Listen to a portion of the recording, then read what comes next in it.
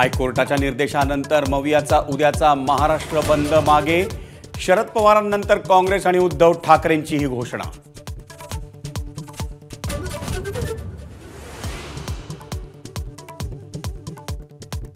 मवियाचं उद्या 11 ते 12 वाजेपर्यंत तोंडाला काळ्या पट्ट्या बांधून आंदोलन.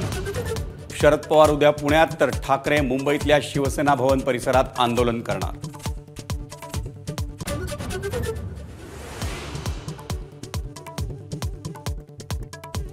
आमच्यात एकवाक्यता असल्यानंच बंदचा निर्णय घेतला होता. बंदवरून मवियात मतभेद असल्याच्या प्रश्नावर उद्धव ठाकरेंचं उत्तर. कोर्टाकडून अशा निर्णयाची अपेक्षा नव्हती, ठाकरेंचं विधान.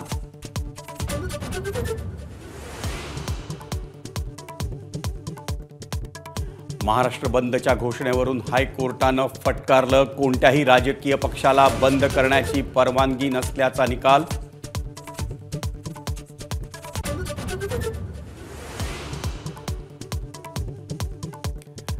आम्हाला मुख्यमंत्रीपदात रस नाही, शरद पवारांची स्पष्टोक्ती. मुख्यमंत्रीपदाचा चेहरा जाहीर करण्याच्या ठाकरेंच्या आग्रहानंतर पवारांचं मोठं वक्तव्य.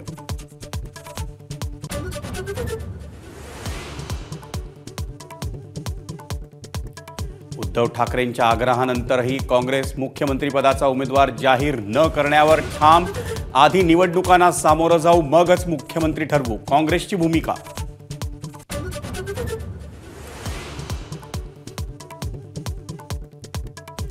नवी मुंबईतील सिडकोची जमीन एका उद्योगपतीला देण्याच्या हालचाली. भाजप, काँग्रेस आणि ठाकरे गटाचा उद्योगपतीला भूखंड देण्याच्या निर्णयाला विरोध.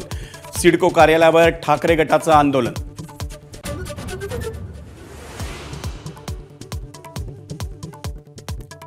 उत्पन्न वाढीसाठी एसटी महामंडळाचा धक्कादायक घोटाळा.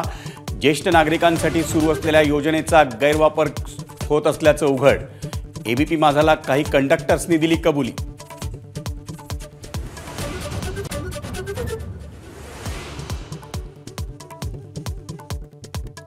राज्यात पुढील 2-3 दिवस सर्वत्र जोरदार पावसाचा इशारा. मुंबईसह अनेक जिल्ह्यांना पावसाचा ऑरेंज अलर्ट.